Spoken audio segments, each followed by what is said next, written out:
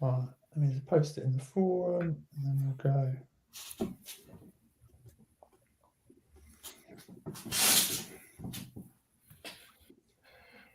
So are we keeping each selection brief then? Yeah, I think. So are we keeping each selection brief then? Yeah, I think we'll. I'll intro each race very quickly, and then I'll kind of call one of you up to start, and then work our way through. Keep it pretty snappy. We've got about 15 minutes of racing, haven't we? Effectively, if there's 9, aren't there? Just under 15 minutes of racing. Yeah.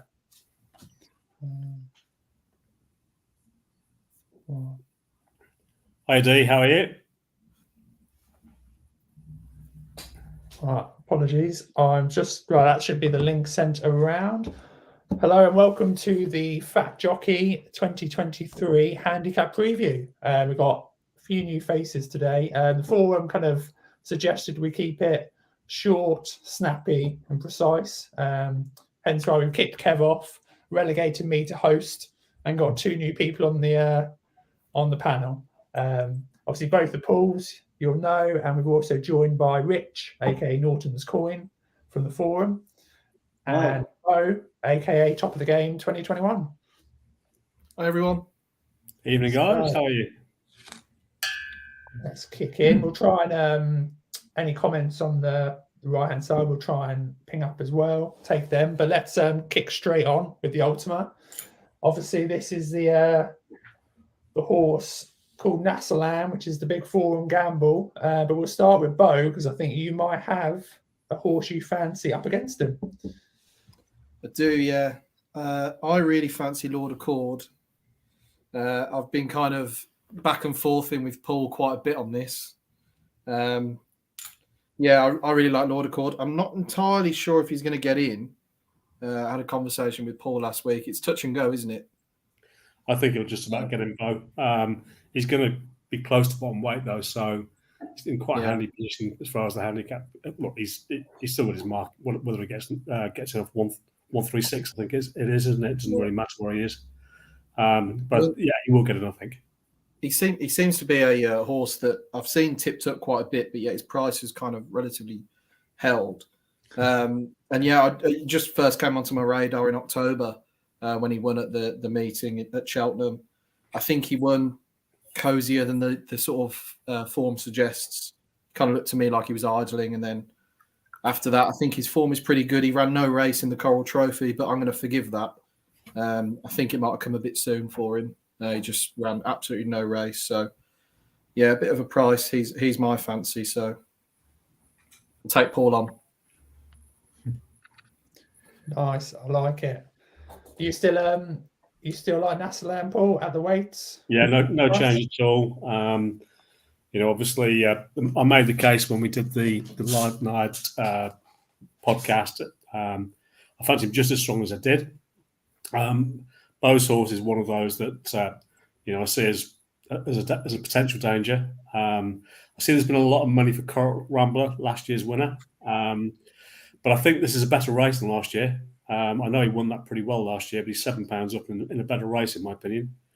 He'll run a big race again, I suspect. Whether he's fully tuned up like last year, I don't know, because obviously his main target is the Grand National, and they've given him, quite a bit of time off between races, so he may not be quite as match sharp as last time either. It's an interesting one. Bo and I met up actually at Cheltenham at the trials meeting, and we opposed each other in the cross country, as it happens. Bo's won. Mine finished second. Both at pretty decent prices. The Exacta paid quite a lot of money, so I think we're probably going to have to do the Exacta this time, Bo, because we didn't do it last time, did we? Yeah, I think we should. Yeah, definitely, for sure. Be rude not to. How about you, Rich? Are you following in on any of them? Or have you got a different selection? Well, I've got a confession. I haven't done the NIAD. I haven't done it. There's a few things. I got a few problems with Nassalam. but my choice, and I'm very keen on it, and I did it before Paul announced the Naiad, and I really hope for everybody it wins or comes second to Korak Rambler. I'm very keen on Korak Rambler. He's up £6 on last year. I don't think the weight will stop him. There's 4.5 weeks between Cheltenham, between the Ultima and the Grand National. That's plenty of time for recovery. I think the Ultima and the Kim Muir are brilliant trials for the National. Horses that run well in those often go very well in the National. They were dilly-dallying. The stable were dilly-dallying. I couldn't understand it. They got him entered up in some races before the national weights came out, so he would have got a rise in the weights. I thought, this is absolutely kamikaze if you're going to go down that road. Anyway, they saw sense, and this is the race they're coming to. And I think he's the class horse. You know, he's, as I say, he's only gone up £6. I don't think that'll stop him. He's, what is he now, 146 now. Tom Pour 2 won it off 148, came back the next year, £7 more, and won it again. And I just think off 11-1, Korak Rambler's going to take a hell of a lot of beating. The weights could go up a bit. I can see Fanny and Destraval being top weight, so there could be a £4 rise, which wouldn't be great. But I just think he's recorded his last 2 serious starts. He's recorded RPRs in the 150s. And, you know, Nassalam is only getting £3 from him, and he hasn't got near that. I don't like the jockey, I must admit. Then you've got the doubts. I know the stable think he'll stay. Paul thinks he'll stay. Maybe he'll stay. But Korak Rambler has been there and got the T-shirt. You know, he ran in the Warwick Classic, ran another great race there. Stains his game. And, you know, I think he's 8-1 still. Okay, it's not great value, but, you know, I think he's a worthy 8-1 favourite. I think he's a better favourite than a lot of the favourites at the meeting. There we are. That's a convincing argument, to be fair. I like it. Yeah, definitely is a race that repeat runners do well in. That's for sure. And how about you, Paul? I think that's the important thing, isn't it, Jono? I think a lot of repeat runners do extremely well in this. But I'm not going to go against the Naiad. I think it's well thought out. I actually backed Naslan when he ran earlier this year, and I agree that he will benefit, I think, from the staying on in trip. I do think an interesting, talking about exactas earlier, Paul, I think if he were to put the previous Naiad, Happy Go Lucky, in there, he's got every chance, I think, of coming back and running a good race. And then last year, sort of reserve Naiad, T Clipper, is certainly not out of it either. So, those are 3 I would certainly be looking at in this race. I was just going to say, just to say to Rich, really, I'm fairly sure if you come on this podcast next year, you'll be back in Naslam then. No.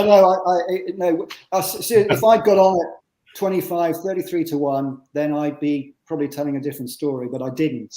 And when I could have got on board at 14s, I'd already nailed my sales to Korak Rambler.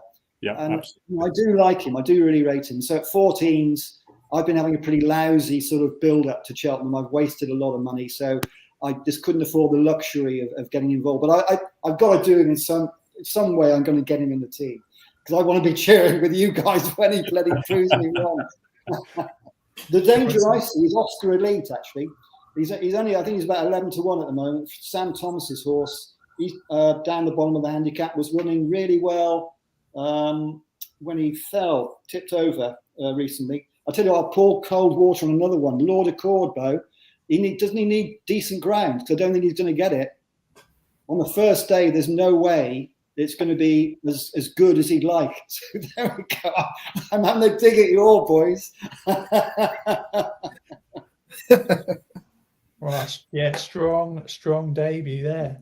Okay, so I would say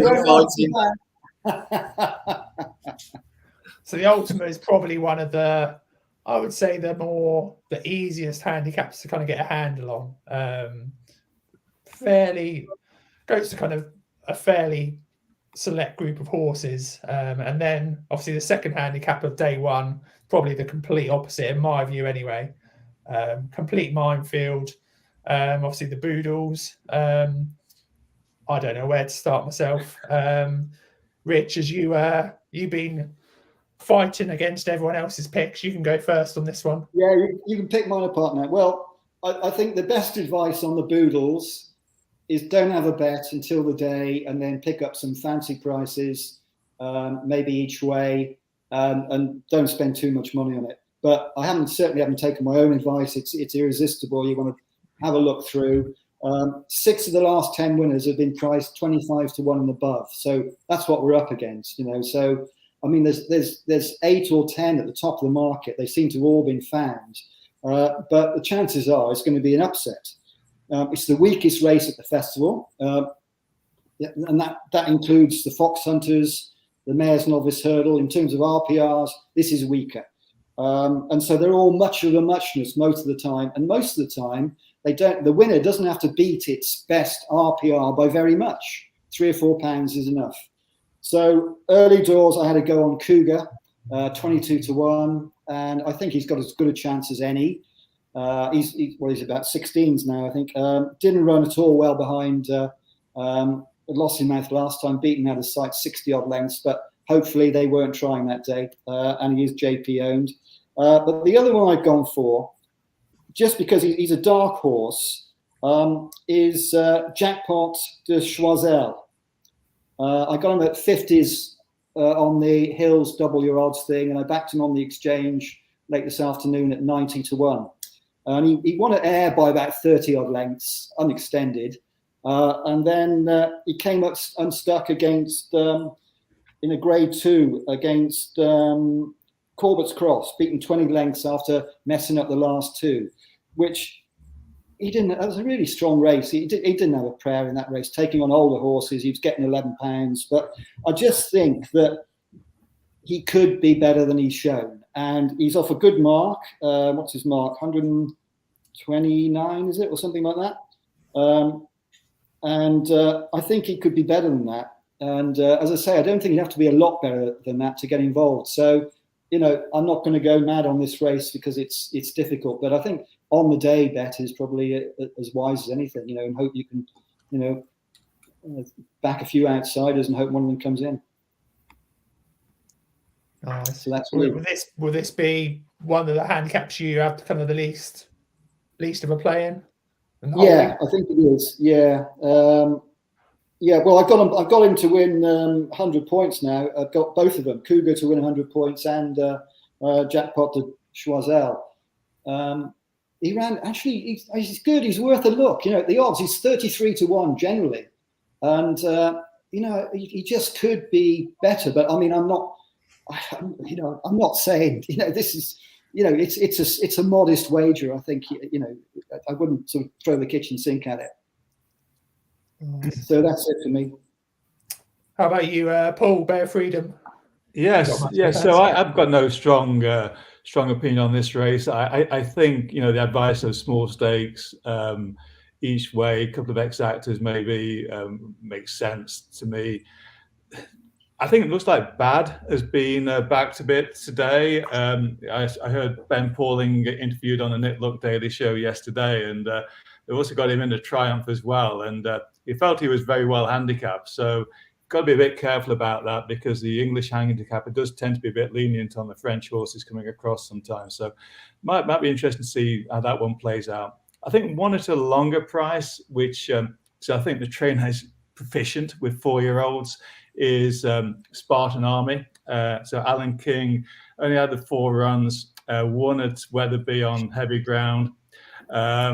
And I think he would appreciate a bit more give in the ground. And honestly, with the watering and the forecast, it could well turn up on the soft side on Tuesday if that were the case. And particularly of a more stamina-laden track. I know the old course isn't as stamina-laden as the new course, but even so, compared to Kempton, when he ran in the Adonis, he was never going to win the Adonis, but he lost his shoe, so that didn't help matters either. I think you could see him running a pretty strong race running on, and that's what you need. You need a horse who's going to run through horses, finish strongly in this race because they do go off to pace. I think it's a general point on Racing Post ratings. I always find it intriguing, particularly with 4-year-olds where it's difficult to rate. Sometimes there's a big differential between the Racing Post rating and the official rating. So sometimes when you look at those differentials, it's sometimes an angle to play to say, are there horses in at a good handicap rating compared to the RPR? And just as a general thing, that's something I tend to look at as well, and then just try to say, does that really make any sense or not, in case there's an angle. But for me, I think Spartan Army each way would be an interesting play here. I actually did that, Paul. I had a look at that, at the ratings you just mentioned, and Cougar comes out pretty well on that. Yeah. As a horse that's already run to the rating it's been allocated. Exactly. Not many of them have done that. No. How about you, Bo? Is this a race you got a strong fancy in? I mean, it seems to be a market that when I open up Odds Checker every so often, there's a different horse that's kind of been backed in. I feel like I haven't actually really had a bet in this race yet, but I've been sort of interested in Risk Bell all season for this, really, since she sort of made her first appearance for Mullins. I think she's running 2 very good races, grade 3 and a grade 2. And then the last day in the handicap, I think she would have won if she would have stayed on her feet. I know she fell a long way out, but that's my opinion. I think off 127, I think she might go well. But yeah, I mean, she's easily found in the market now. And as Rich has already alluded to, this is definitely a race where big price plays on the day is definitely the way to go. But yeah, I haven't really got involved in it yet, to be honest. And what about you, Paul Spector? You obviously put up is it Jolly? Yeah, Jolly Nunnery won't in a run. dark horse. Yeah, that won't run. So Venetia's come out this week and said it won't run. Just want to pick you up on something first, Jono, though. You said that Richard made a really strong start, and I've got to completely disagree with you. I thought he made a really weak start. Look, my rationale is that I'm so used to you and Kev putting up 3-1 shots in, Cheltenham race in festival races and for handicaps, and he starts off with an 8-1. I mean, look, fortunately he's redeemed himself. We've got jackpot to schwaz out now, so hopefully that'll win the jackpot for us. But what a shocking start, I thought, personally. Yeah, look, this is obviously a complete minefield. I don't particularly disagree with Bo, actually. I think Rispell's got a nice chance, and I think actually Takao has as well. It's probably going to go off top weight, but there's going to be less than a stone from top to bottom probably in this. So I don't think weight is going to be particularly an issue. I think it looks like the kind of renewal where the classier horses will come to the top. Just on Bad's, Paul, I had a look at Bad because I had considered him at the same time as I considered Jolly Nunnery. But he's not really bred for a trip. I can't remember the breeding specifically off the top of my head. I think it was a Pentra Celebra mare on the dam side, and I can't remember the sire, but I just thought it's a mile breeding, and maybe a mile too. Bit contradictory, I suppose, because it won that race, its third race in heavy ground at Poe from memory. But it's hard to really get a handle on that form. I tried to get a handle on it, but neither of the horses it beat have run again, so it's really tough. I was interested because they talked to Samuel Spade from the stable earlier in the week, but a little bit of money came for that, but more money came for Bad. So there was that thing that made it feel like maybe it was a bit of a distraction technique. But I'd struggled just on breeding really, just to see him seeing the trip out, which is why I sort of overlooked him. But as you pointed out, he's got a Triumph entry, so they must think a lot of him at home. So I think sorry, Paul, just on the price, I think Tony Mullins in a preview yesterday gave him a good mention. Said he was £10 well in or something. So that probably explains the move on him in the market. Yeah. Tony Mullins gave every French horse a good mention. So. Yeah. Even got a French name, gave him good mentions. Just maybe a bit of an angle on the race before I talk about the one that I probably like the most for it at a price. Often when you get softer ground at Cheltenham, you tend to find more of the sort of more national hunt bred type horses, or the French national hunt bred type horses do better than the flat horses. And there aren't many of them in this amongst the entries this time. I forget what there was, but I think I'm fairly sure something like maybe only half a dozen horses at the point where I thought the cutoff was going to be, which would be a way to narrow it down maybe, and just something for people to look at. But the horse I'm going to select for this is Metamorpheus. 16 to 1 general. It's 16 to 1 general. It moved to Paul Nolan from a small trainer 4 days before it ran at Naas. And that has been a key trial over the last 4 or 5 years. You'd expect that Paul Nolan would find some improvement. And with 4 weeks in between, he's got time to do that. I think he'd be better for having Sean Flanagan on board than, a £7 claimer that hasn't really done too much. And I don't mean that in a derogatory sense, but, a young lad that hasn't done too much. He'd previously beaten Biker and Mighty Mo Missouri.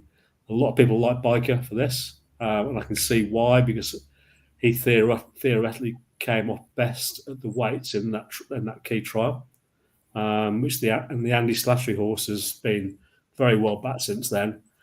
And there's some previous form through Calico, which goes through Calico's run probably about 7 or 8 times, I think. So he's actually quite a good horse to get a line on this race on the Irish form, and I quite like the Metamorpheus run against Calico as well. So those runs, the better runs, were under a trainer that nobody really knows, with a claimer on that hasn't really done too much. And I'd have Paul Nolan, who has an excellent record at the festival, by the way, improving Metamorphosis quite a lot. And he has that nice bit of breeding I like as well. So my selection for the race is Metamorphosis at 16 to 1. Yeah, and the race at Naas wasn't run to suit, I don't think, either. So I think, he was 33 to 1 last week. I think 16s is about the right price. It won't change now much between now and the race, but it's a very, very good chance. Yeah, I wouldn't disagree. Nice, day one done. Good selections there. On from one minefield of handicap to probably, I think, the hardest of the week. You got last 5 years in the Coral Cup, you had a 50 to 1 winner, 33 to 1, 28 to 1, 20 to 1. If you can pick out the winner, especially now, you're doing well. So let's see what you got, Bo. Who's winning the Coral Cup? Day 2. I do like Camprond, but I think he's very easily fouled, so I'm not going to put him up. Obviously, running off similar weight to last year, and I think if the ground didn't go so against him last year, I think he would have had a big chance. Obviously, won the handicap at the Punchestown Festival. But I'm going to go for Good Risk at All, Sam Thomas. This is a horse that I've always kind of liked since the novice days. Just going back to sort of 2021, he was carrying a bundle of weight and beat some good horses that have turned out to be very decent. I like to move it. Gelino Bello, Mai Tai in behind. And I think there was talk last year of him going to the Coral Cup, and I think he was quite short in the market. He was towards the top. I was relatively pleased with his last run. I kind of just think he didn't stay. He looked like he was travelling okay, and then just completely, he looked like he just completely stopped to me, to be honest. So yeah, I think he's a lot better than 143. So at the prices, I think he's my pick. Obviously trained by a man that loves a handicap as well. So yeah. Any thoughts, Paul, Spectre? I put up Compron on an earlier podcast. I'll probably stick with that. I would be concerned if the ground turned much softer than that, but happy enough with that. The only other one I would put in, and was saying reservations about the ground, I still think Party Business is interesting. Ran a good race, admittedly, on the new course in the Martin Pipe last year when he got balked at the second, and then a couple of other incidents ran on well, then he came out and won at Liverpool afterwards. And Ian Williams knows how to get one right on the day. He's got a good record actually at the festival. So party business, if it doesn't get turned too wet, would be interesting, I think.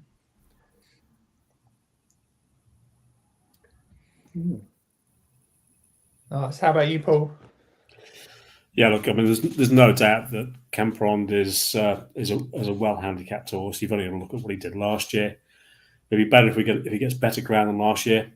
We know there was a deluge, and that rain definitely got in there. It was proper soft ground by the time they were raced on the Wednesday.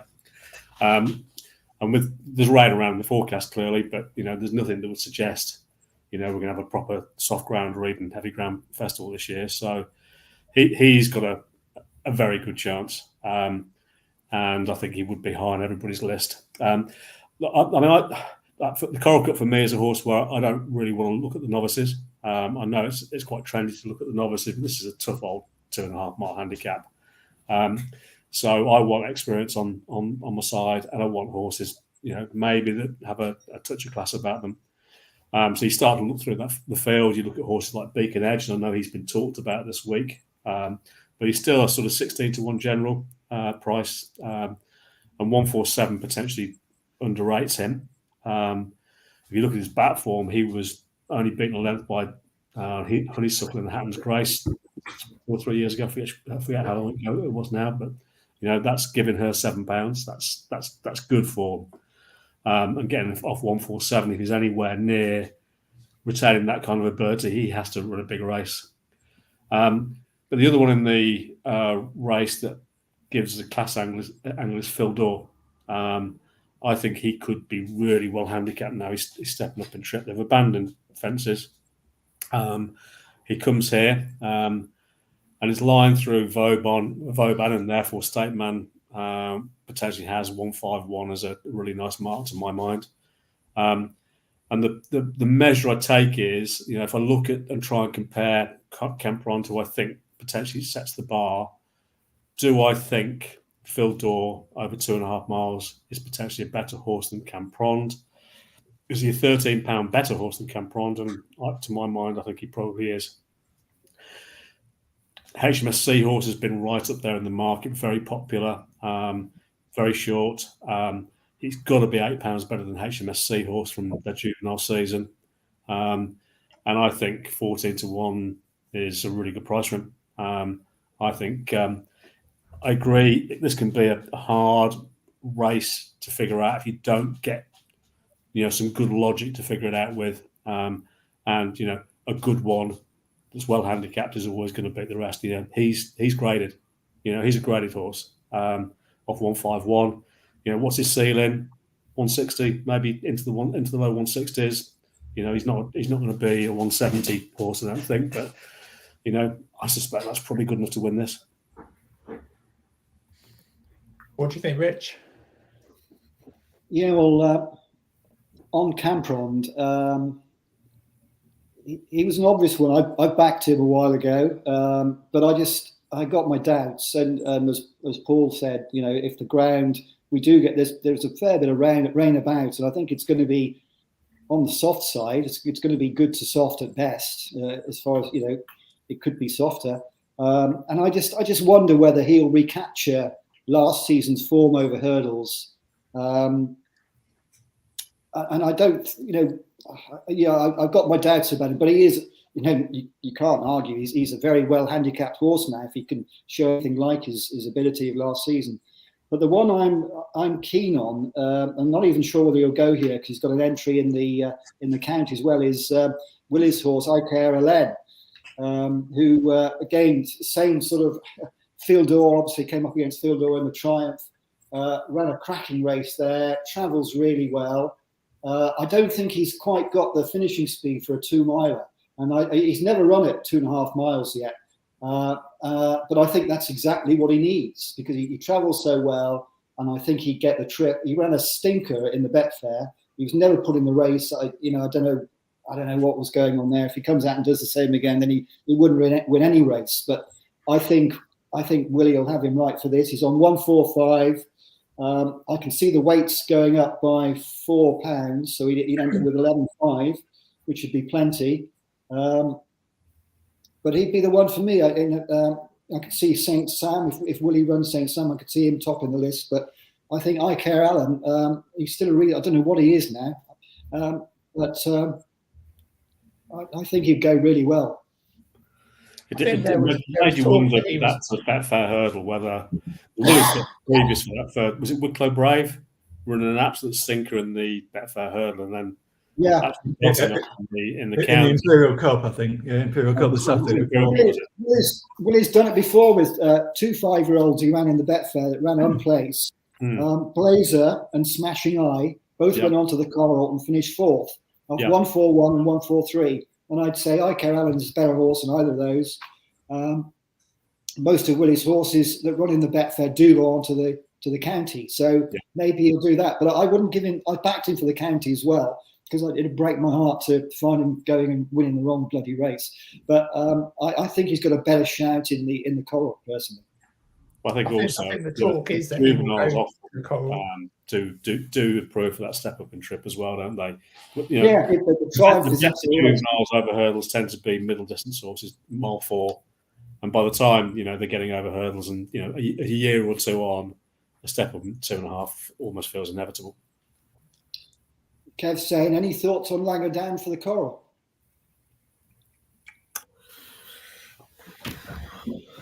I mean, not badly handicapped. If he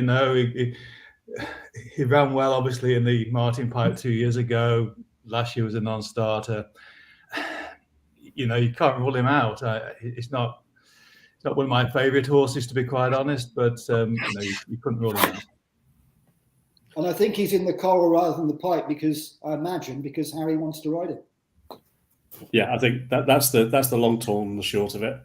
I think he's got a very good chance. Just can't help the feeling that he's had his chance. Look, for what it's worth, I think two things. Harry riding him, I think, is definitely a good thing, and I think the old course may actually suit him better than the new course. He is quite sharp. I know, they fancy him. I think he's got a really good chance. He's been fancied every time he's come to the festival. He was massively unlucky running into Galloping de Champs 2 years ago. There aren't many horses that are as well handicapped as him running handicaps. So he was very unlucky, and he's on a similar mark, I think, to that. No, it might be 3 or 4 pounds higher now than that run against Galloping de Champs, but a more experienced horse. So he's got to be there or thereabouts, hasn't he? And if somebody said to me they were backing him and that was their one shot, I couldn't find a single argument against him. Nice. So from one handicap with a JP favourite, we've got another in the Grand Annual. As usual in this race, JP likes to target. It's got a few: Dino Blue, current favourite, Andy Dufresne, Samoa. He's got a few chances. What do you reckon, Bo? It'll be interesting to see if Dino Blue runs on Sunday, because it's not going to go to the festival then, so that would be very interesting.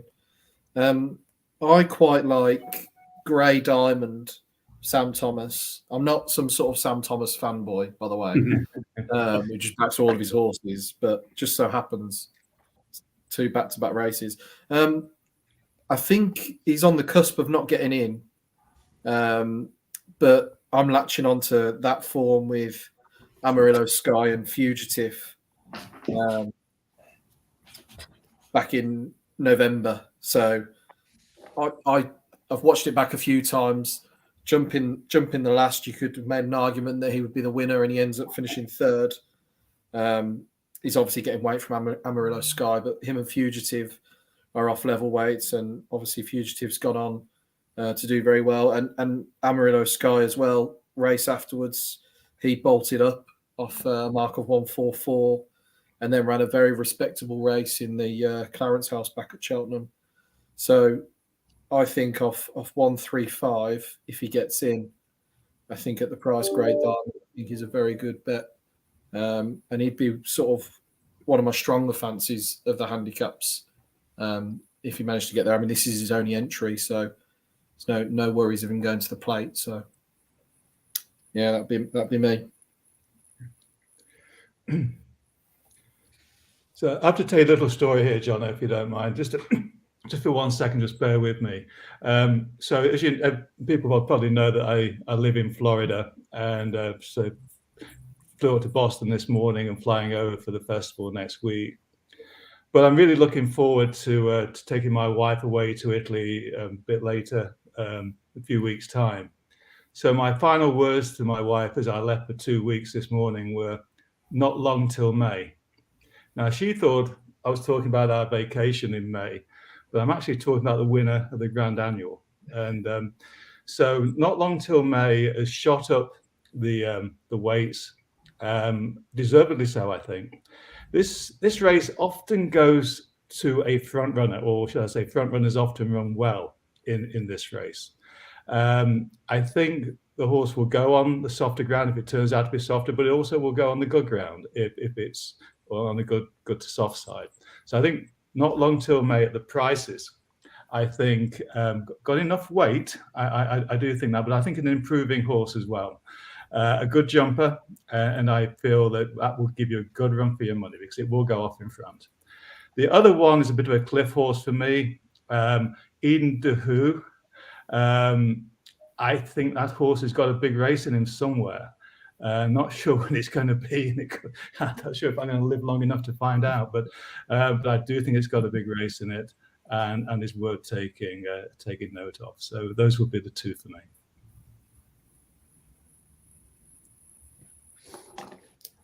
How about you, Rich?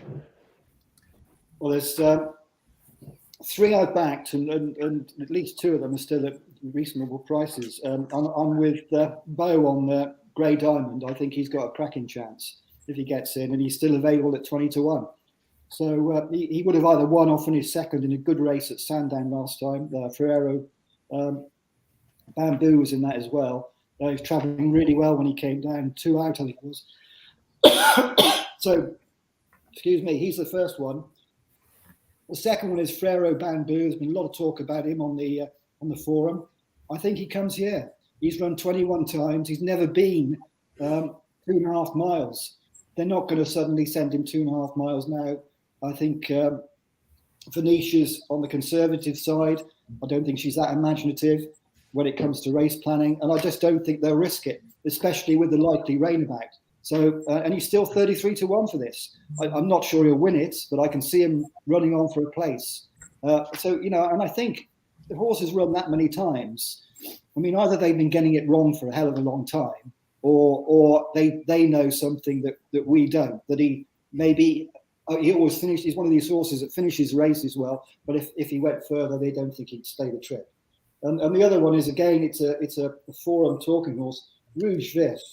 I think he's got a real chance. He's into 16s now, which is still backable. But there's a lot to like about his performance at Doncaster last time.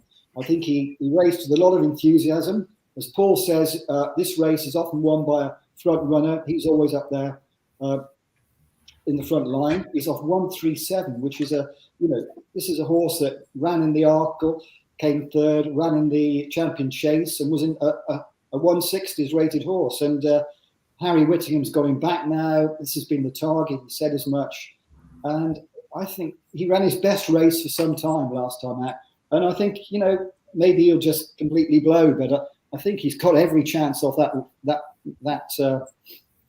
weight and that rating. So those would be my 3 against the field. And you can still get them at 33s, Ferrero Bamboo, 20s, Grey Diamond, 16 Rouge Vif. So they're all still backable.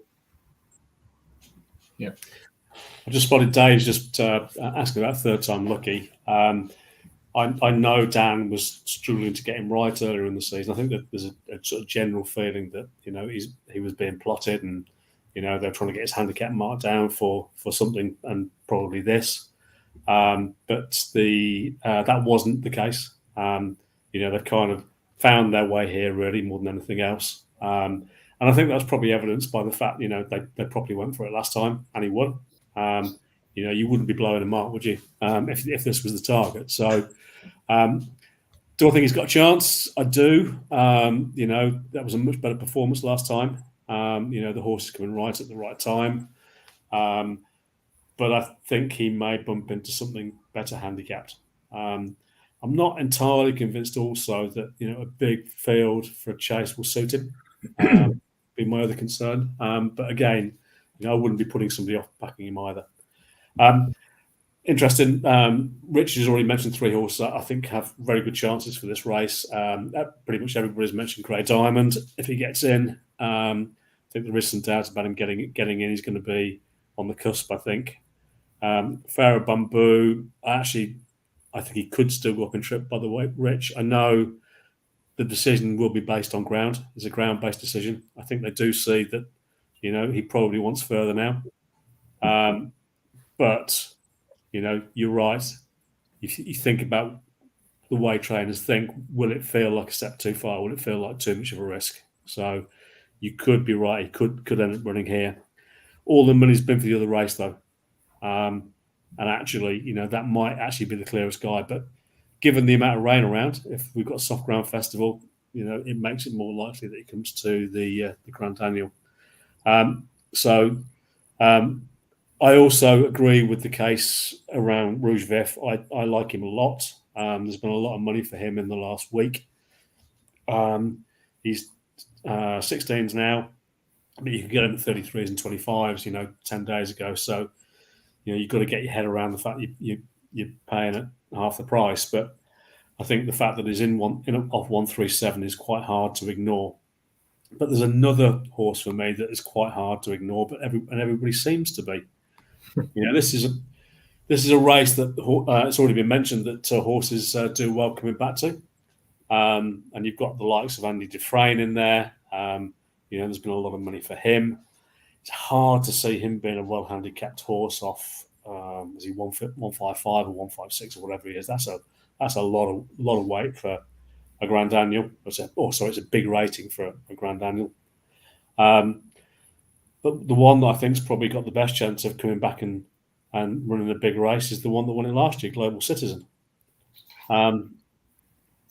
He's only marginally up in the weights, £3 up from where he was last year, and he was a good winner. If he'd have carried that £3 last year, he'd have still won the race. And is this race this year any better? I don't think it is. I don't think it's any better at all. I do think there are some dangers there that can run big races, but I think he's on a really nice mark, and he's also better off at the weights than the others that he beat last year. So the last of the 33s has just gone on him, but 25 to 1, that's a huge price for a horse that's been there and done it. And I don't understand his price. I really don't. I think he has a very, very good chance of repeating. Nice.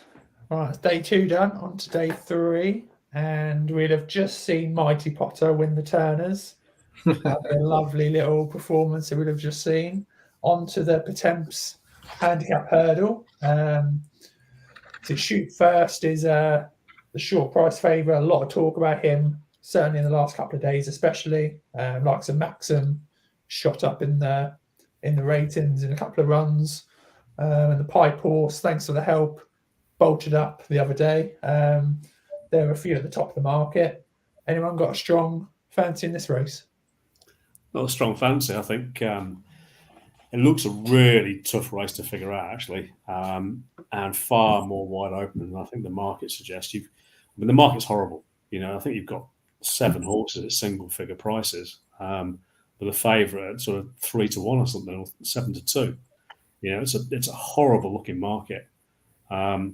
So I think there's going to be better value on some of those horses towards the head of the market on the day. I can see if somebody was making a case for some of those horses, the Shoot First and the Pipe Horse and so on and so forth. As relatively unexposed, etc. But I just think there's so much value behind. I think that you could look at that whole market, and everybody just gets that recency bias, really.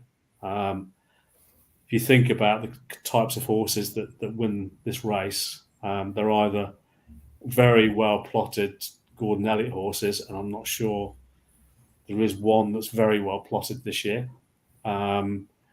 or they are ones that have tended to fly under the radar a little bit, really. Third Wind was a good example of that, a really good horse, but he was largely overlooked, I suppose. You've got Nicky Henderson in there with a battalion of horses and claiming that he's going to run them all. Well, I don't think he will. He'll probably run a couple of those, or maybe 3 of those in the Coral Cup, and he's got the pipe to go at as well. So, I think he'll probably end up running 2, 3, or 4, probably perhaps 3 or 4 of his. Walking on Air is the one that they've been talking about, and I think the Queen's horse as well. I think it's more interesting as the one that they haven't been talking about, and that's Captain Morgs. I've quite liked him for some time. Nicky Henderson, it's a horse that Nicky Henderson likes an awful lot from day one, but hasn't really lived up to his potential. But he was given a wind up before this qualifier, and he won easy as you like, really. And I just think now might be the time where we see him fulfill his potential. And if he's as good as Henderson always thought he was, that 141 mark could look quite lenient after the race. It's not a big price now, 12-1, but which is fine. So I wouldn't be backing at the short price as some of the others are, but 12-1's fine. A couple of other selections that just to highlight. I think Hector Javalex is potentially on a nice mark. He's got that important course and distance winning the book on New Year's Day, and he's a horse that tends to be run quite prominently. In the qualifying race, he was ridden very quietly and just pushed into the 4th qualifying spot. So you suspect that they think he's probably quite well handicapped if they took that risk, shall we say, when they could have just run prominently as they always do.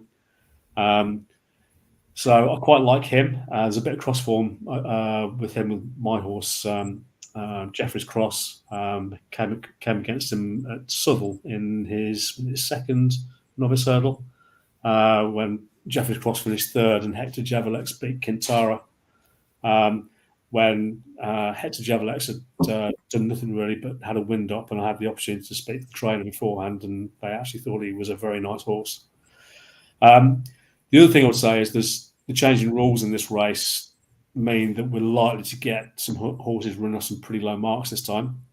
So I've not even looked at trends for this. I think you have to look at some of those horses towards the bottom that are some of those other horses you're going to have to give a lot of weight away to. And there's one that I actually like quite a lot the more I look at it. And this was what put me onto it was just going back and looking at qualifiers and then having a look around the other races. And Schalke really caught my eye in the Sandown qualifier. I think he'll get in close to bottom weights here. He'll have no weight at all against some really good horses at those short prices. And it's really worth a look. If you get a chance, have a look at how they qualified him. And again, suggest they know he's got a fair bit up his sleeve. This race really suits smooth travelling types that can be sort of tucked away and get themselves into contention on the bridle. And he's exactly that type of horse, really.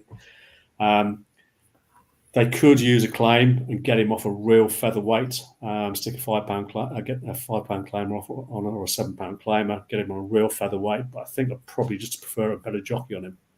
I think by putting a good jockey on him, there's quite a lot more improvement to come. And a good jockey is less likely to make a mistake, of course. They're not going to be overawed by the situation. He doesn't have that sort of sexy Irish profile, clearly. It's a wide open race and he's 40-1. And I think he's a really good bet.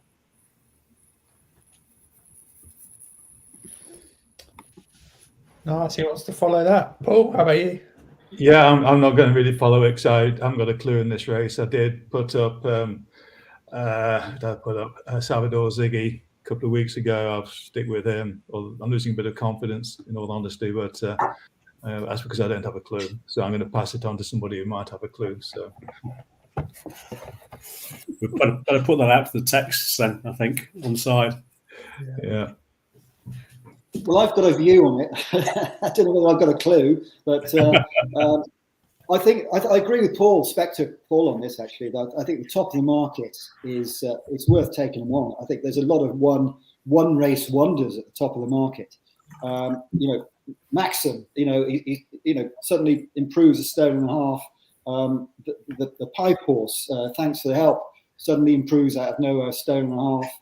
And also Shoot First, very much the same. And I think that the only one of the top horses at the top of the market who's done anything more than once is Percival Legois, who's done it a few times. It's been a steady progression, but he's been put up more than a stone. So I think they're all worth taking on. And I'm interested in Paul what he said about Sharple. It's one I haven't looked at, but I certainly will be. 40 to 1. That's my sort of working man's odds. But the two I've gone for. One is an 11-year-old, and usually backing an 11-year-old to win a race at the festival these days is the quickest way to the poorhouse. But Mill Green, Nicky Henderson's horse, came third last year. He's on the same mark this year. Doesn't seem to have deteriorated at all. I wonder whether he might have Nico on or not. There's another one that Nico might prefer, but I think he'll go well off a lowish weight, same mark as last time.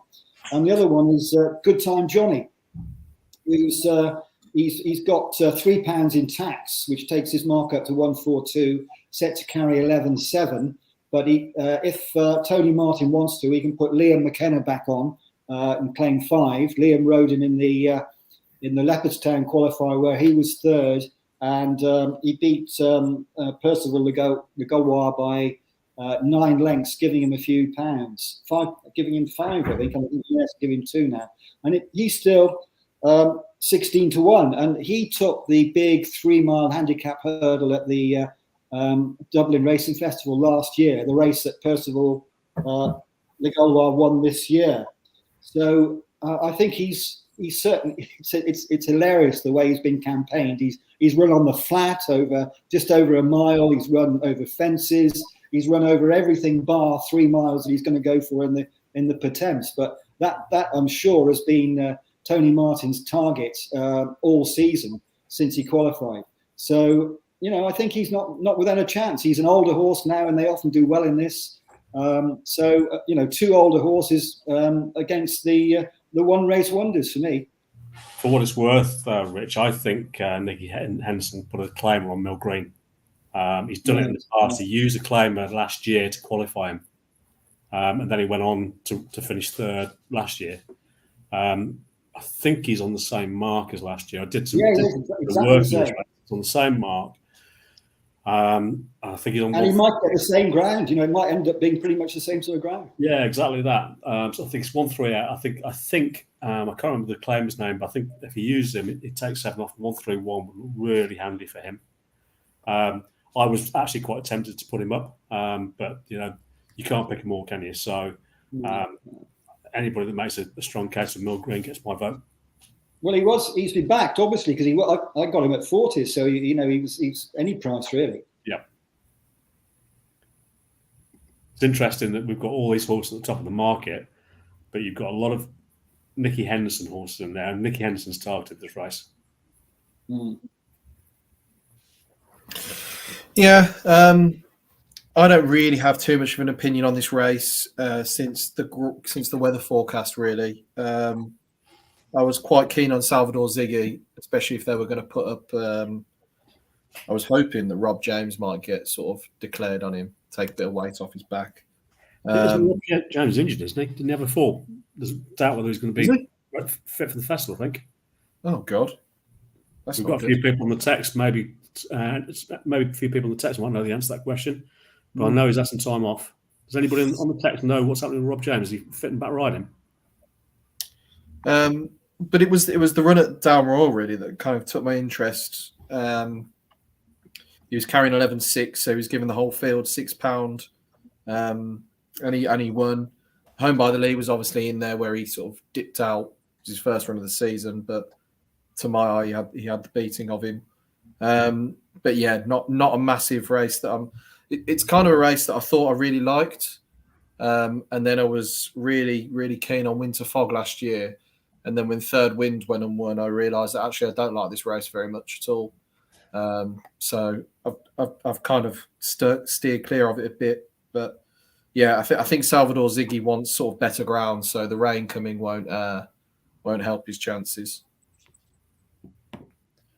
Anyone got any views on Botox has? Yeah, I was going to say, most of the Dan's put Botox has it. Well, I reckon by the time we finish this podcast, we'll have Gary Moore as top trainer.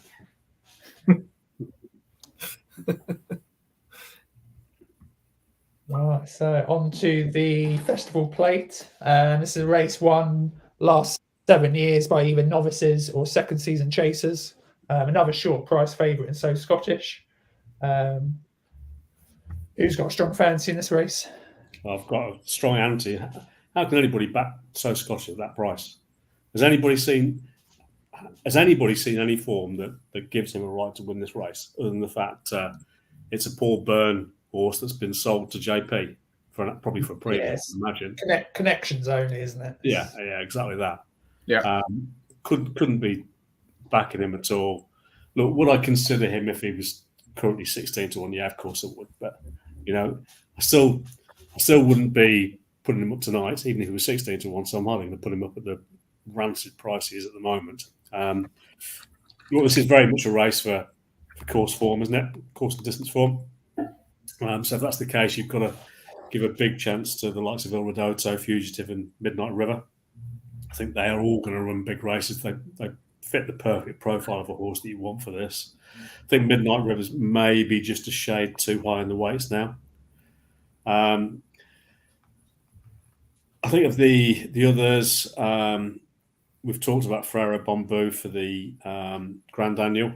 There's been a lot of money from here. He was almost, if I could have confirmed it from here, there's a chance that he could have been the Naiad in actual fact. But for exactly the reasons that Rich said earlier, not knowing which race he comes to, it made him impossible for that. But I think, if it's good to soft ground, I think he will come here, and I think he's got a very, very good chance. Price has gone now, he's 12s, touching 10s when he was 33s. There's been a lot of money for him for this race. The one I prefer with course and distance form actually is That's All Right Gino.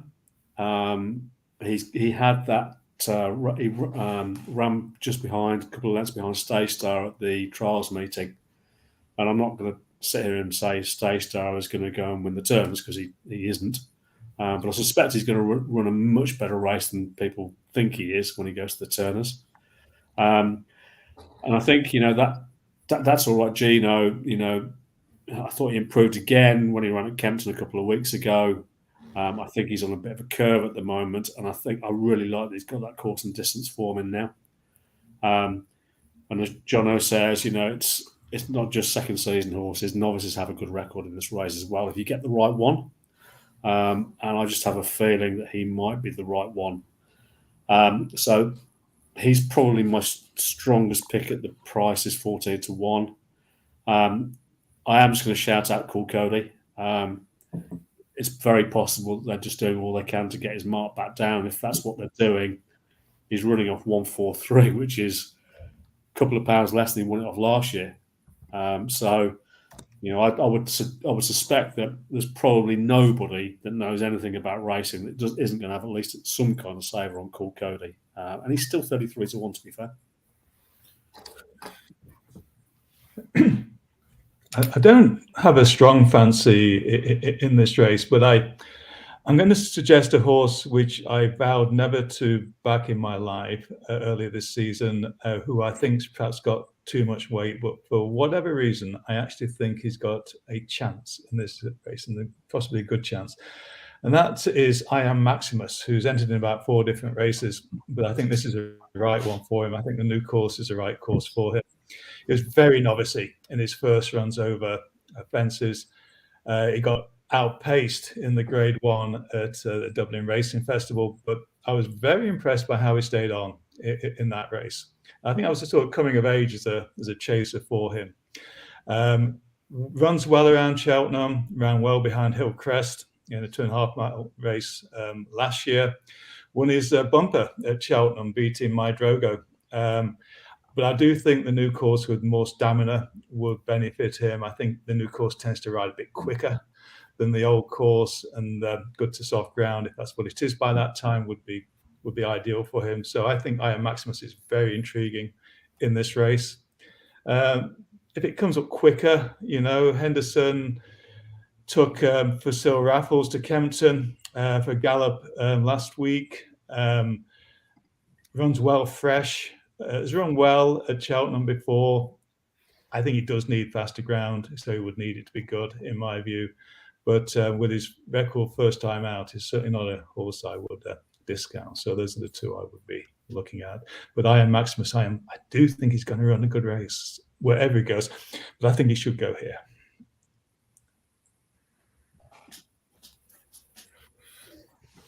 Nice. Have you got anyone, Bo? And I love that Jonathan agrees with maybe. Yeah. Okay. No way, Paul. Okay, fine. We'll see. Yeah, I mean, Paul kind of took the words right out of my mouth with Cool Cody, to be honest. He's one I've been looking at. It's absolutely ludicrous to think that a 12-year-old is going to win a Cheltenham Festival race, but running off 143, which is the same rating as when he won the sort of December before he won the plate. I think he's got a good chance. I mean, you don't fully know if he's kind of gone at the game and he's not really enjoying it, but he did win a Grade 2 round Ascot this season. I know it was kind of two old fellas beating each other up, but he still looked like he had some zest for the game then. So yeah, I mean, at the prices, he'd be my fancy.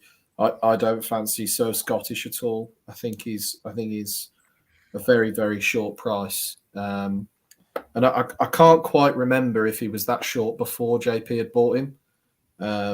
But if not, he's definitely just that price because JP's bought him. So yeah, I'd massively oppose him, to be honest.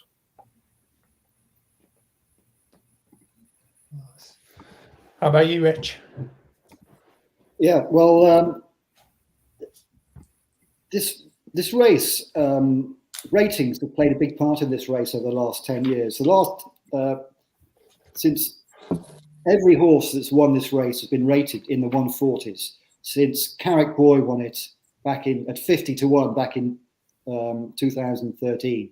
You know, that's a long time. So I think you're looking at a horse in the 140s, and my fancy for this, and I backed him. Luckily, non-runner no bet was fast or slow. This is his ideal trip. I thought he's got a great chance, but I can quite see why the market suggests that the connections are now thinking of going for the Ultima, because he's just too high in this race, and so they may as well. I think in the Ultima they'll get less weight, even though the trip's unknown. I think you have a better chance in that. I'm with the boys on So Scottish. I can't see it. 7-2. Forget it. For a start, he's never been to Cheltenham. He would prefer better ground that I think he's going to get.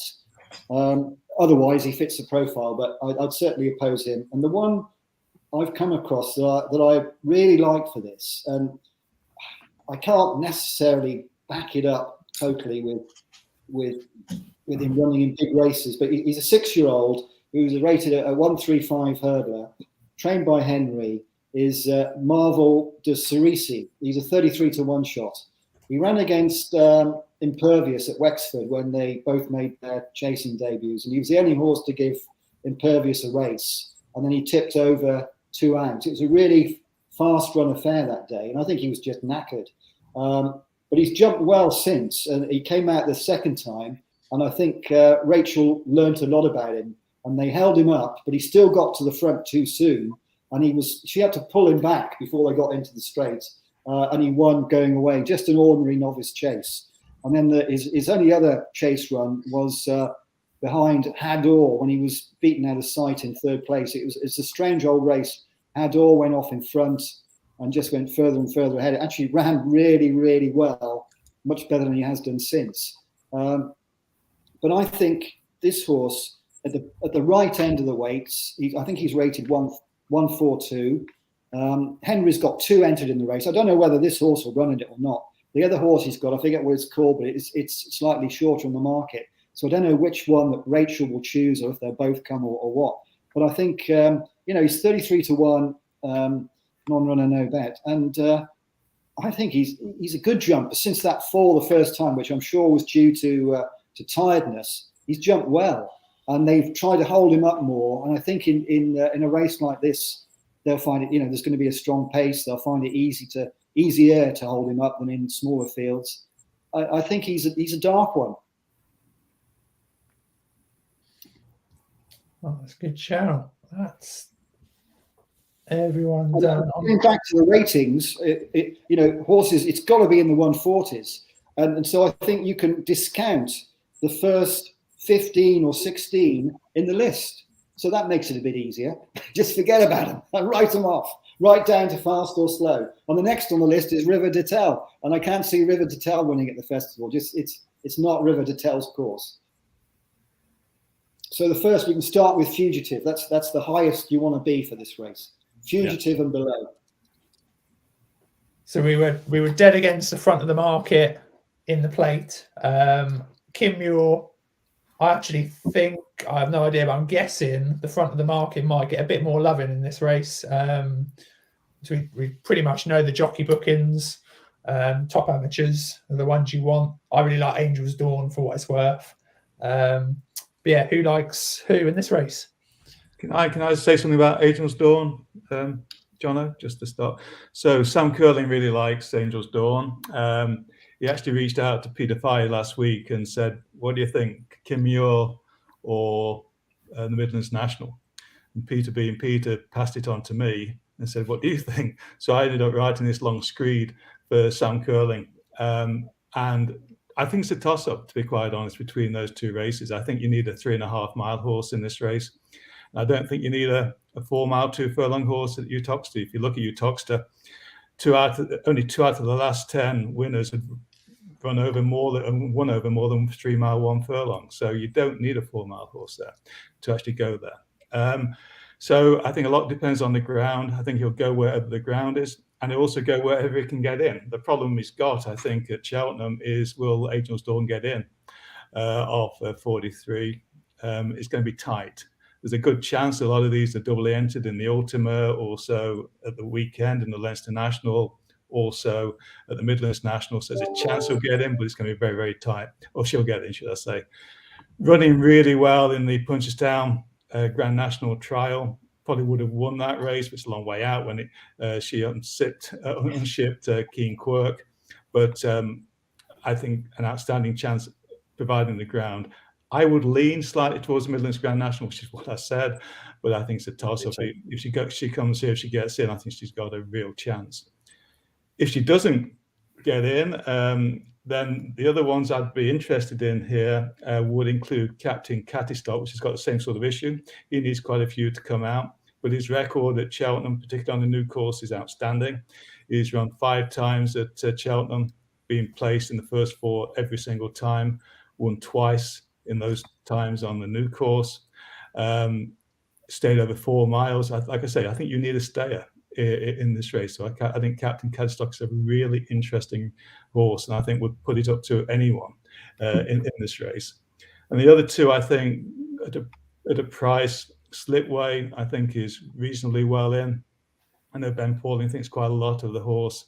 I think that's got a chance. I think it's about 25s or something like that at the moment. And the other one I would put up is Farceur de Large, who was actually running pretty well in the Paddy Power at Christmas at Leopardstown, when he clouted the second last completely, lost his place, came back and finished 8th or 9th in that race, stayed on reasonably well.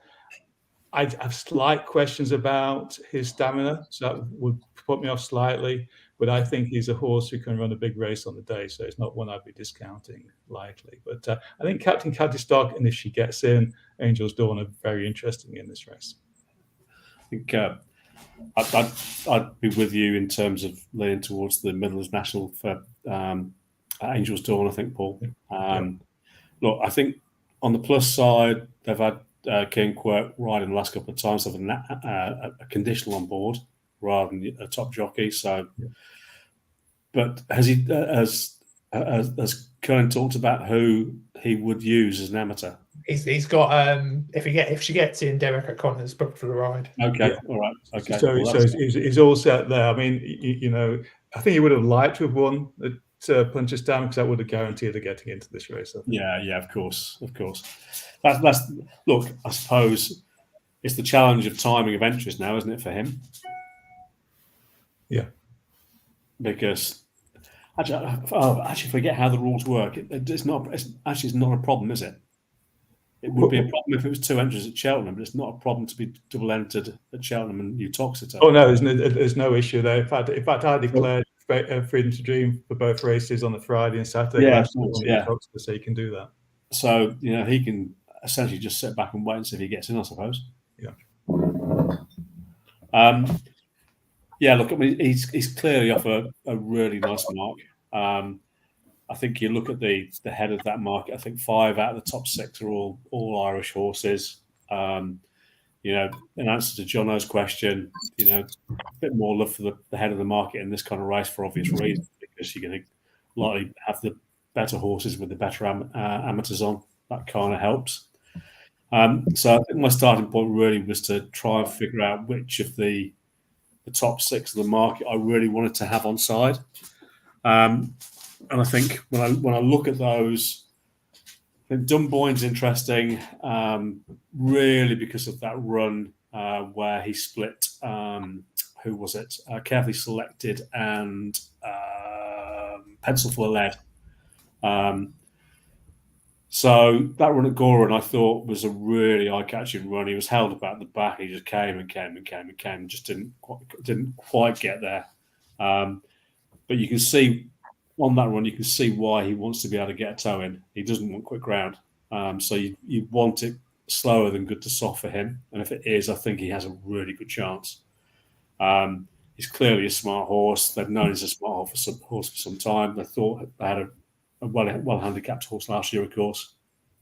So he's clearly the right kind of profile for this race. And you'd think he's Gordon Eight's best chance. So, Jamie Codd's riding, I assume. I don't know that to be true, but I'm guessing. And I think the other thing is, I think back at that Goran race, Cocoa Beach was 4th, and he's just gone and bolted up in the national trial at Punchestown. So, that mark is probably franked quite nicely by Cocoa Beach as well.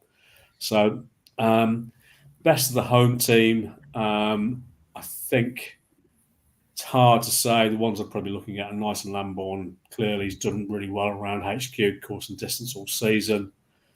Beauport, as a novice, plenty to come from him, I think. I guess, I'm not sure who Twist and Davis will have riding. But if you look at his hurdle form, he's the one that comes with probably the more base ability than anything else in this race, I would suggest. So he's interesting. And also Rapper, Henry Daly's Rapper, I think is interested at 25 to 1. He won over course and distance. I think it was probably the October meeting. It might have been Paddy Power Meeting, but I think it was the October meeting. So he's interested at a big price. But the one I'm going to side with is one of the Irish horses, Amorite. I'm assuming that Henry de Brom had to get a decent amateur on board. He's running much better races than the others, including the last time he finished behind Devil's Coachman and Ramillies, beating Chemical Energy by country miles. All 3 did. I know Elliot said afterwards that Chemical Energy needed the race, but I think form very close to Devil's Coachman and Ramillies is very good form in the context of this. And he was previously beaten by Manella Crooner 4 lengths, but he was given Manella Crooner £7. And, I think Manella Crooner, if he just sneaked in off 145, would have been quite a warm order for this race. So my selection for this is Amorite.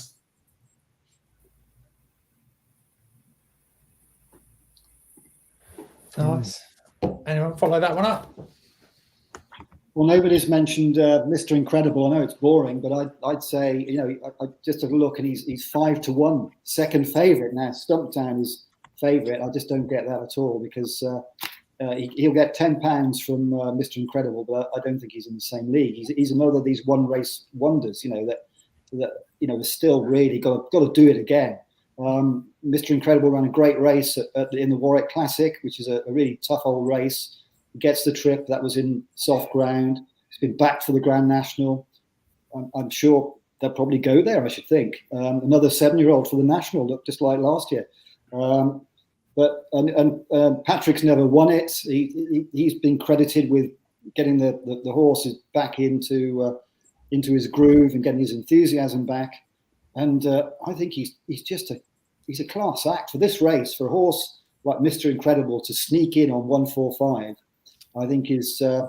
I think, you know, if you look at all the favourites at Cheltenham, you know, you look at the price of El Fabiolo or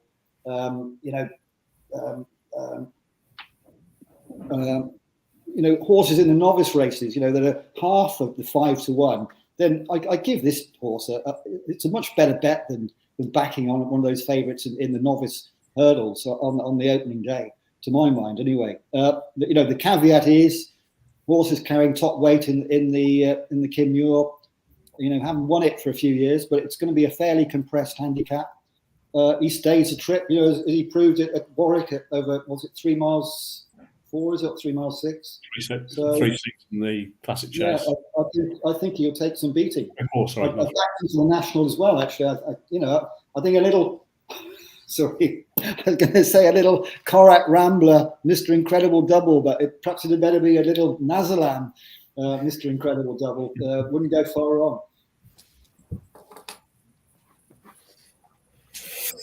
Yeah, I mean, I kind of just echo what Spectre said about Dunboyne, really. He was given that sort of golden £1 by the English handicapper. And I thought that run in the Thyestes was very taking, really. Behind Carefully Selected, who I think ran a fantastic race. I thought he was brilliant. So, yeah, I'd hope Jamie Codd's going to be on his back. And yeah, in the Pertemps last year, he was sort of right at the head of the market, and then he was the choice of Jack Kennedy. So they obviously thought a lot of him. So yeah, I'll side with Dunboyne. But yeah, I do like the top of the market in this one. I think the top 5, 6. I think they've all got a really good chance, to be fair. Right, on to the final day and the county hurdle, which is easy. Just back Willie Mullins or Dan Skelton, won 7 of the last 8. Have they got the winner in this race? Anyone? Yes. Pembroke, 10 stone 70 set to carry off 136.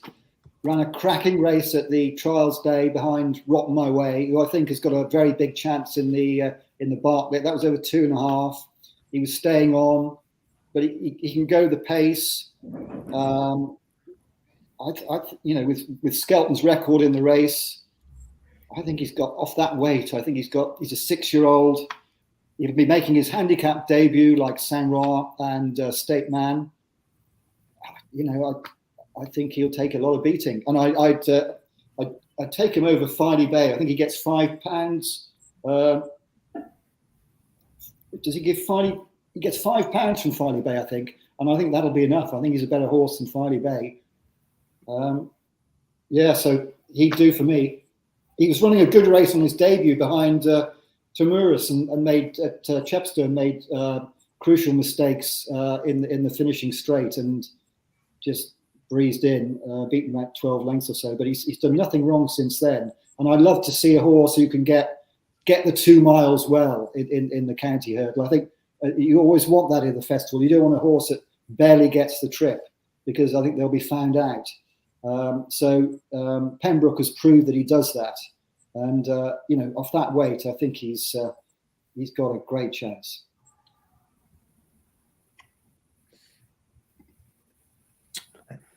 I think I can't disagree with any of that, Rich.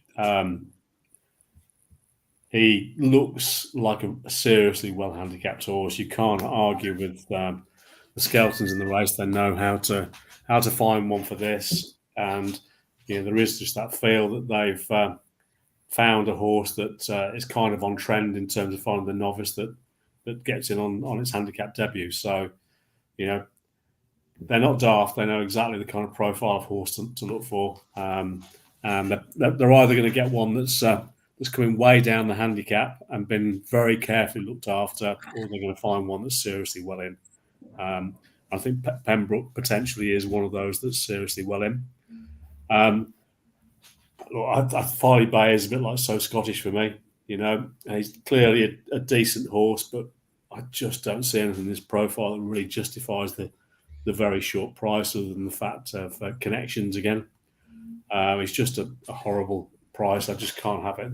I can't have it that all the best handicap horses in the festival are all either Emmett Mullins, Paul Byrne, or JP's connection to Emmett Mullins or Paul Byrne, or whether it's Paul Byrne with Willie Mullins and with Patrick on or whatever.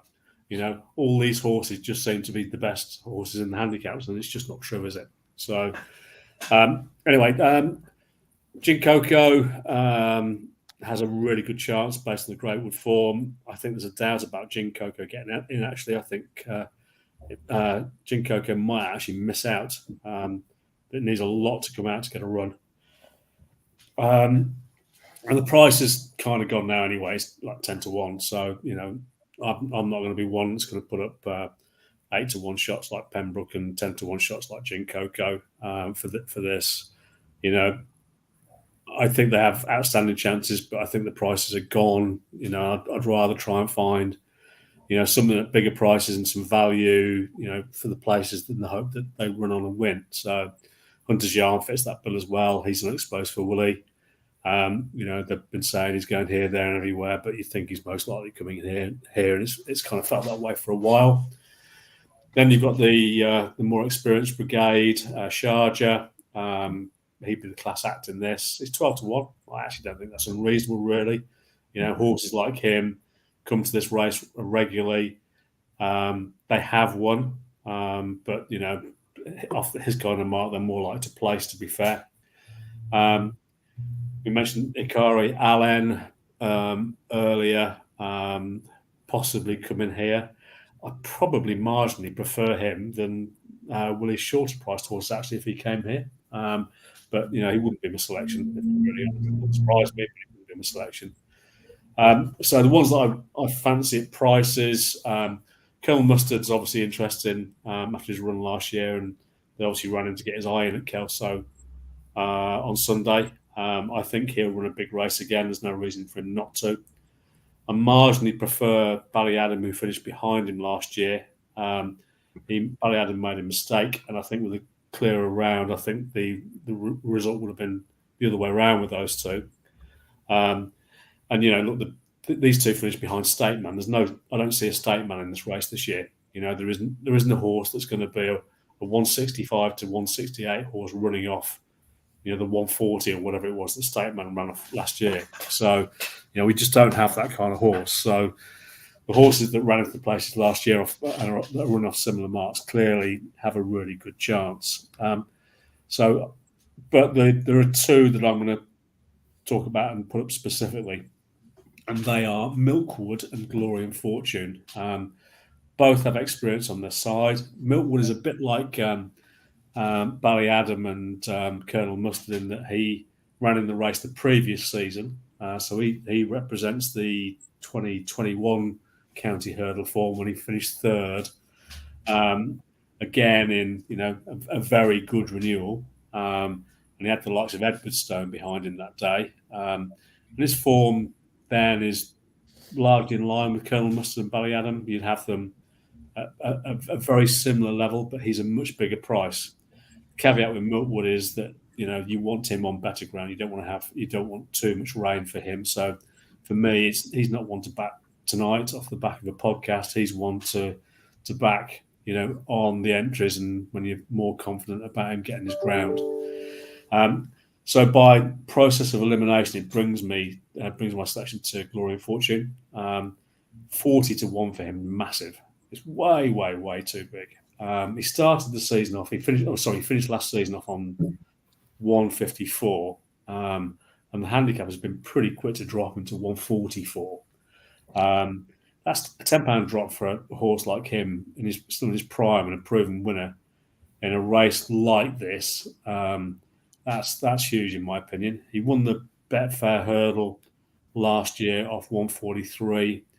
And then followed up, and he was 8 lengths forward to Honeysuckle in last season's champion hurdle. He gets in off 144. He's off the radar because he's had an aborted novice chase campaign. And you just excuse his run at Newby last time. He was just run out of the back and never properly run into the race, and Stan Shepherd just gave him an easy. So I'm all over him for this race. I really am properly all over this horse. I'm just amazed at its price. I just can't believe it. This is a class act with proven ability coming into this race off a fantastic mark, and I'm going to say confidently this horse is going to go close at 40 to 1. I think that's a good call, Paul. I've been trying to find a reason to back him. I've been shying away from it all day. Somebody on the forum mentioned him today, backed him today, and put him up, and I just couldn't press the button. But 40 to 1, it's that is a sensational price on horses fourth in the Cheltenham hurdle. I think you may have mentioned it, Spectre. I know it's half time, but it was 100 to 1 a couple of weeks ago. Yeah, I backed him 100 to 1. Yeah, it was nuts. Did you? That is phenomenal. That's about 166s and 40s. Bloody hell! Well.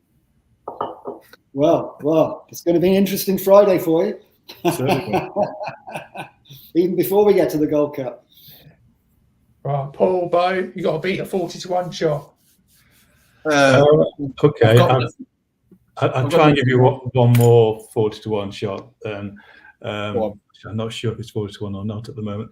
So, I really don't know on this race, so ignore me, please. But the two Irish horses I'd be interested in looking at more closely, one would be Prairie Dancer, who I think is 40 to 1. Joseph O'Brien's horse finished third in the Galway hurdle last year. Last time out was in the Grade 1. Wasn't going to win that by any chance. But my only concern is it's a front runner, which is tough to do on the new course and even tougher to do in a county hurdle. But Prairie Dancer, I think, could actually give you a good run for your money. The other one, which I think is also interesting and is actually weighted to dead heat with Akari Allen, is Pinkerton. But I think there's upside to Pinkerton. I think he hasn't shown what he can achieve.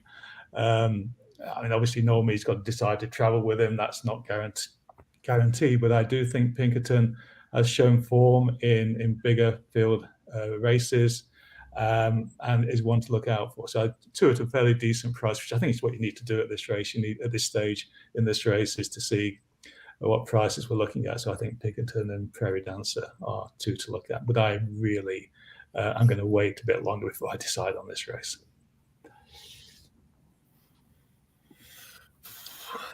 Don't really know how to follow that, to be honest. I've been quite sweet on Gin Coco for a while. Run off 135, that form in the Greatwood we all know about. With I like to move it. That's solid. I don't think you'll find much better form than that. And then Colonel Mustard as well. A little bit of a bigger price, but yeah, good run at the weekend, and only £3 up from a good third last year. And as Paul's already alluded to, there's not a state man in here, so yeah, they would be my two against the field. But I can't really follow a bunch of 40 to 1 shots, to be honest. Nice. That leads us on to the final handicap of the festival. Another horrid price favourite, in my opinion, Spanish Harlem. Bo, what do you think about the Martin Pipe? I think that Spanish Harlem is an absolutely horrific price based on what he's done this season. At the start of the season, there was a talk about him being very, very good, and I was looking at him for sort of a Ballymore or maybe a Supreme, who knows? But he's just not kind of taken it to the track, and all of these whispers about how good he's been at home just haven't appeared. So for him to be 11 to 2 in a big handicap at the Cheltenham Festival is quite baffling, really. I really like Imagine. Again, it's towards the front of the market, but Gordon Elliott the other day, I think, said that this was his best handicap chance of the week. I always sit up and take note when he says stuff like that. And I remember at the start of the season, Jamie Codd did a piece on At the Races saying how special this lad was. He was one of his sort of favourite horses to go novice hurdling with. He's obviously run into some very good horses. Last Day, Hunter's Yarn. I think he's a really good horse. And then the time before that, the Gavin Cromwell horse that stung me, just like it probably stung a lot of people in this race. Can't believe he's not coming here. But so it's very boring. But I really think he's got a really good chance in this race off 139 for sure.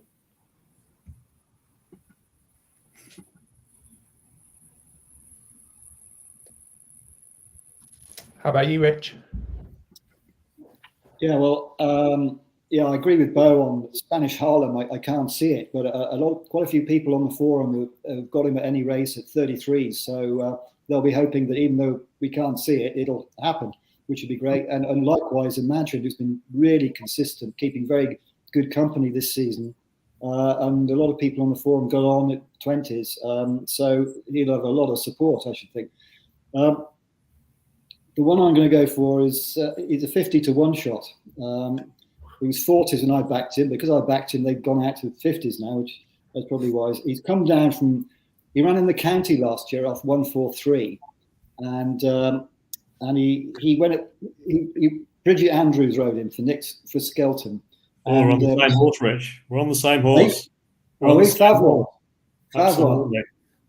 Yeah, well, she ran him like she rode him like the best horse in the field, and he was practically last the whole way around, just behind State Man and West Cork, and he didn't get a clear passage through, but he was staying on really nicely towards the end, and he finished up about 11th, I think, beaten 13 lengths, I think, by State Man when he was giving him weight, 2 pounds. That's why he was beaten 13 lengths, giving 2 pounds, staying on. And if you go back through Favre's history, he's won over 2.5 miles on the new course as a novice a couple of years ago. And he won another novice hurdle race at Newbury at about the same time, over 2.5. And they're the only times they've ever run him over 2.5. The rest of the time, they just run him over 2 miles. And he tried novice chasing, I think it was earlier this season or last season. And again, he put in his best performances over 2.5 miles. But they've been, unless this is a sort of 3-year plot or something, it's extraordinary why I don't quite get why they haven't, when his best performances have been over 2.5, why they don't run him over it.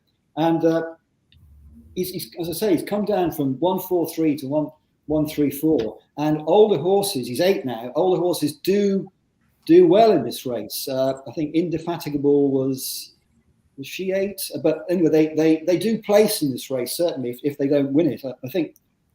And I think, and also Fergus Gillard, who's a good claimer, rode him 2 races ago at Kempton. And the Pipes haven't got a horse in this, which I found extraordinary this year. It's in Martin, the race named after Martin. So I reckon this has been a bit of a plot by the Skeltons for a while. And I think Fergus Gillard will be in the plate. I think, at 50-1, I think he's with Paddy's now. I've been tempted to go in again, but I just, the fact that somebody else is thinking on the same lines and that person is Paul, then perhaps I should go back in again. But I know the stable quite well as well, Rich. Sorry? I know the stable quite well as well, Rich. Well, this is what I thought. I thought I'm going to put up this bloody 40-1 shot, and I thought you're going to knock it down in 10 seconds flat. No. You haven't done that. So I'm very pleasantly surprised. So there we go. That's it for me then. Do you want to follow that, Paul, with any more thoughts? Well, I can get all my money, all my heavy losses from the first 27 races. I can get it all back on the last. I've done that before, actually. There is no better feeling of getting out of jail like that. I strongly recommend the 2,000-1 last day double on Glory and Fortune and Favre. Oh, I'm on that. As soon as we finish this, I'm on that. There's a couple of others I'll mention for the race, though, that I thought were quite interesting. He was my selection, and I was going to go through a sort of small process of elimination, but he was my selection. But a couple of others that I think are worth consideration at a big price, possibly borderline getting in. I think on balance, they're well same as Favois, similar marks, 134. I think they're all 134 actually. Wonderwall and Pull Again Green. So Wonderwall ran in the champion bumper 2 years ago, ran really well. I think he was 7th maybe, with a lot of big names behind him, horses that have gone on to be very successful. Wonderwall had a bit of time off. It's been a bit stop-start for him. And Pull Again Green, him and Pull Again Green have their forms tied in quite nicely from a novice hurdle. That Pull Again Green won, I think. I might be wrong about this, but I think Pull Again Green won, but Wonderwall made a mistake at the last. But they're both off the same weight, and I think I've probably got Wonderwall maybe a pound or two ahead of Pull Again Green. Pull Again Green just looks unexposed in his own right from basically having that failed chase campaign. And he's got some really good form around Cheltenham that's worth a look at as well. Those two are around the 25 to 1 mark. And the other one at slightly shorter price that I think is interesting is Iroko at 20 to 1. That's for Ollie Greenall and JP. He's looked so much better since he's been stepped at 2.5. I think he's quite interesting and very unexposed too. So my early pick for this was Imagine, but prices are long gone on that. So it's interesting, Paul. I would also side with Wonderwall. I think when he beat City Chief at Doncaster, that was a very impressive performance, and he won by 3 lengths, but he could have won by 15 that day. And City Chief was then rated 127 over hurdles. They raced off level weights, and Wonderwall's in at 134 here. So I think 134 is a decent weight and rating point. My only concern is just wasn't a good jumper, and he made a number of mistakes. Certainly towards the end of each of his race, even when he won, he would make mistakes, and you can't be doing that. Now it's good news you've only got 2 hurdles in the last 3/4 of the mile, but you've got to lay up down the back. You've got those hurdles coming really quickly, and you can't be losing your place. So the question there: who's going to ride him and make sure that he's been well schooled? So I think just a couple of question marks there, but I think he's got an outstanding chance at the weights, all things being equal. The other one I'm interested in, which I've mentioned before, is Arturier of Mullins. He's also entered in the Coral Cup as well. I think if it comes up heavy on either day, that's the time to go for him. So if the old course turns out heavier on the Wednesday, you should be looking at the Coral Cup for him. Obviously, in the same ownership as a favourite. But I think an interesting horse. I think it's the right distance. I think the new course is a better course for him. I just worry it might ride slightly quick for him, but something certainly want to be looking at in either of those 2 races. That's it. We're done. Right, I'm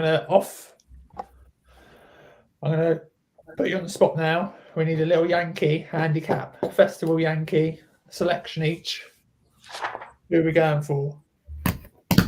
Jockey preview, handicap Yankee. Well, for me, save the best till last. Favois. And clearly, I'm putting Glory and Fortune in with Favois. I'll go with Not Long Till May. What was that in the Grand Annual? Yes. Well, I'll go for Lord Accord in the Ultima. Oh, shocking. Most first time on it is baiting me.